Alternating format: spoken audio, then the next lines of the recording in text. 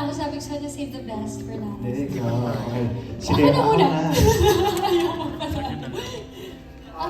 Sabay na lang tayo. Sige. Okay. Hello po, good evening everyone. Hi, guys. Maraming salamat. Yes, of course. Thank you sa ating mga press sa pagpunta, sa pagbigay ng oras ngayong gabi. Maraming salamat. And sa lahat ng supporters namin ni Julia, nila Aljo, nila Kyla, nila Bong, Miss kay si Ate Mean, maraming salamat kasi simula umpisa na dyan kayo, hanggang dito hindi pa tayo tapos. Meron pa tayong Cebu, may Jensen. Maraming salamat po. Thank you. Ayun, Ay, same. of course. Akala ko ba sabay na lang? Ayun, same lang naman. This is a very special and meaningful night. Hindi namin nakalain na... Okay. Hindi namin akalain. Hindi... Sobrang excited ko. Hindi ko na mabuo yung word. Hindi po namin inakala na... diba, finally makagawa tayo ng... Ulit. You know. So this is really a very special one. But thank you for joining us. And we'd like to just give a shout out syempre kasi sobrang laking parte din po nila Kuya Ketchup at saka nila Tita Noni dito sa pelikula na to. So if you guys are watching, we're missing you and we wish you guys were here. Okay guys, let's have fun. Be kind. Thanks. Okay, before I give the microphone to Justin and Corpcom, I'd like to, the first question siyempre, importante ito, for Josh Lia. Mukhang masasakit ang mga eksena. How was the experience working together in a film at meron bang mga eksena na hinugutan niyo ang past experiences niyo while filming? Ganun bang actors kayo? Hugot sa past experiences?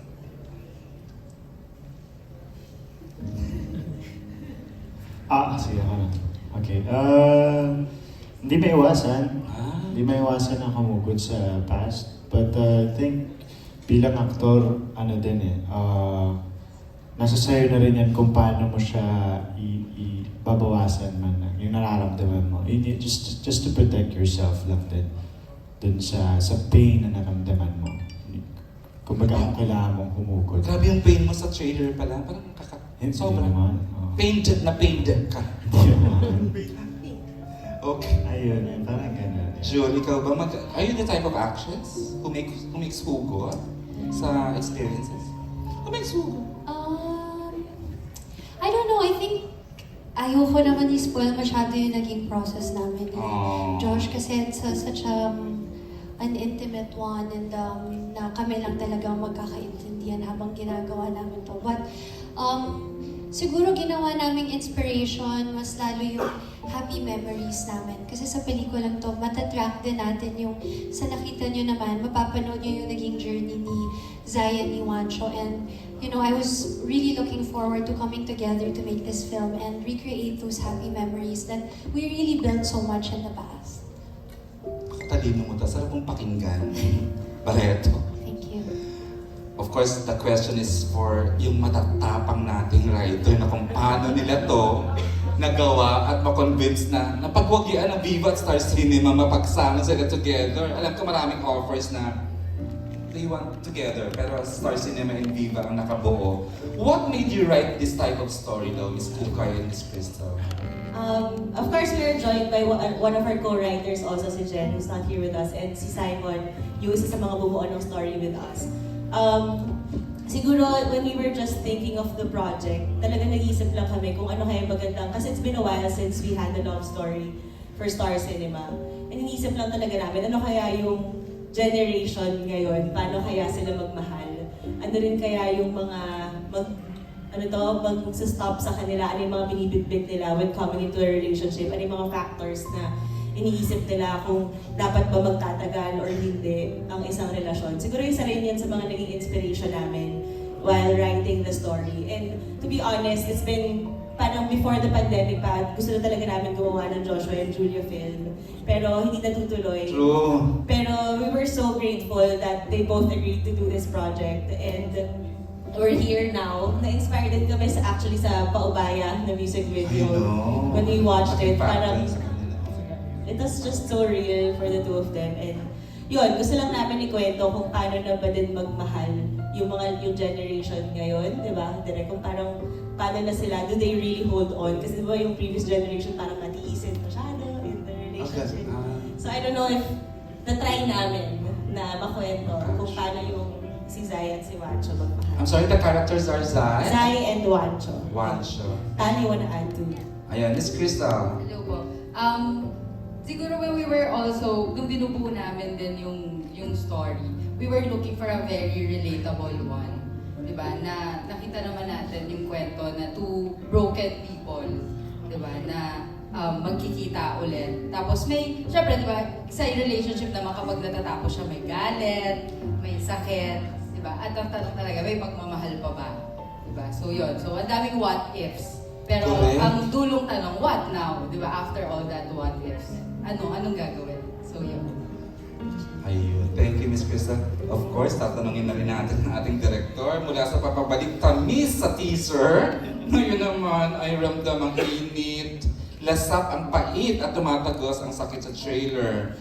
Ano pang experience ang may expect ng mga tao sa pagbabalik ng Josh Lea? That's for Direk Peterson. Kasi ang ganda ng trailer, inano na. Andun lahat ng elements ng emosyon. Right. Siguro, itutuloy ko lang yung nasimula nila Kukay na sinasabi niya na tinatrack namin ngayon kung paano magmahal yung generation ngayon. Pero I think, gusto rin natin ipakita kung paano sila masaktan. And I think, we Filipinos like to see, di ba, to mirror that in a cinematic experience. So, parang, yun, bumulang talaga kami ng pelikula na ang real nung sakit. I think parang it feels so fresh and current. And for Josh Lea, I think, because when I watch their films,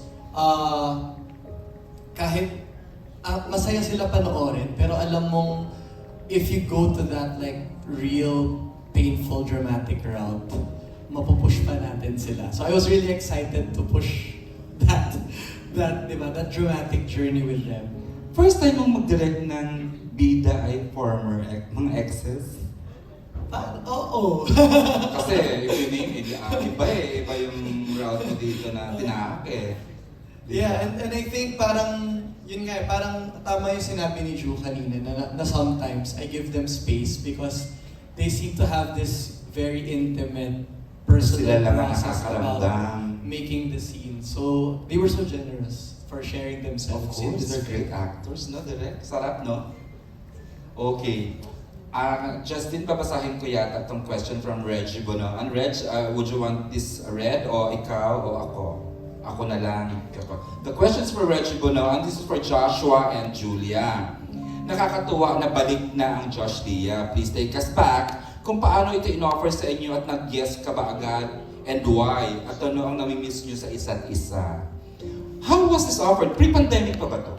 At may tawanan ng creatives, mukhang may inside story tayo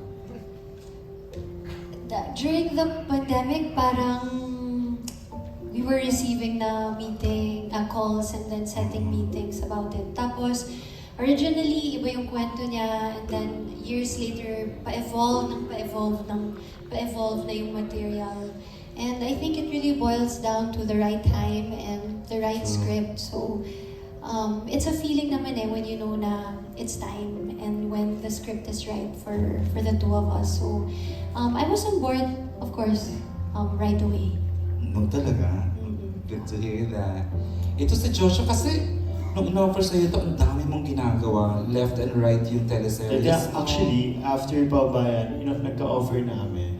Tapos there's The controversial Paubaya music video. With Black Sheep pa to, nung una. Kaya lang hindi natuloy kasi parang hindi pa yun yung tamang panahon para gawin yun. And then after 5 years, doon na nangyari. 5 Pag-pitch sa amin, parang ang dami ng ideas bigla, bakit hindi ganito, ganyan. So parang saya din nung moment na yun. That's why, nung unang pitch nila sa akin, sabi ko, game ako, gawin natin to, masaya to. Diba? Na-miss niyo isa't isa? Ay, wala akong pinupush ha. Sinatanong ko lang kung na-miss sila sa Of course. Namiss ko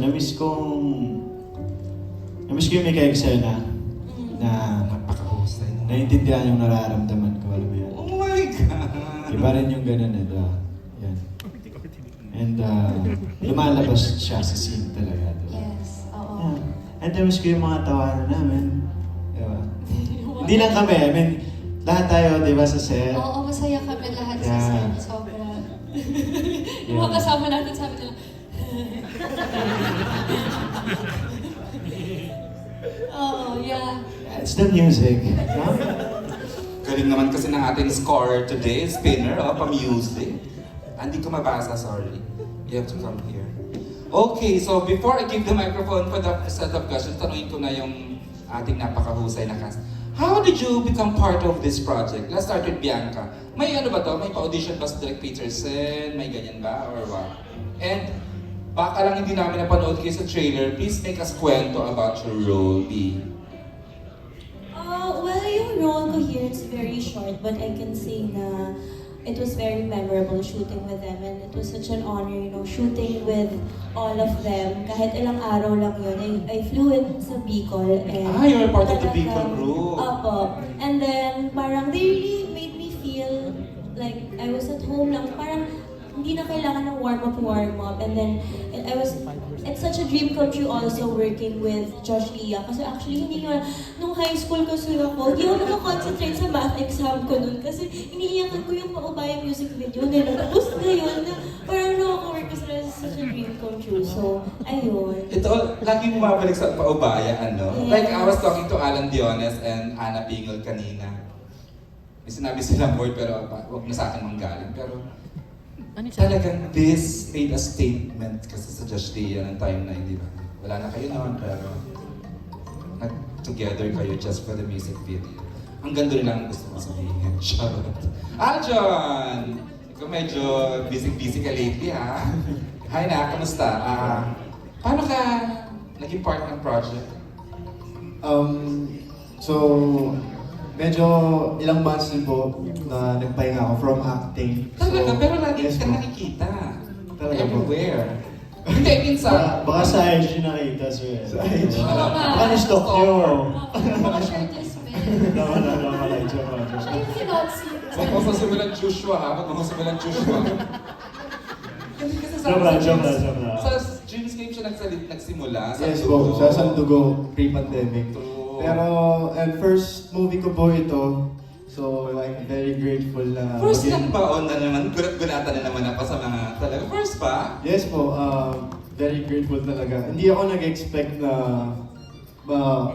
papasali ako sa movie. Tapos, Pero si Derek yata may regrets. Chare! No regrets, Just kidding. opo. Pero nung sinabi po nila sa akin, sobrang excited lang po talaga ako. As in, no expectations at all. Sabi ko, gagawin ko lang talaga to kasi excited ako mag-acting ulit. Of course. And of course, gulat-gulatan. Ay, Bong! Yes. Mukhang special ang role mo. We'll see. Wow! Heavy!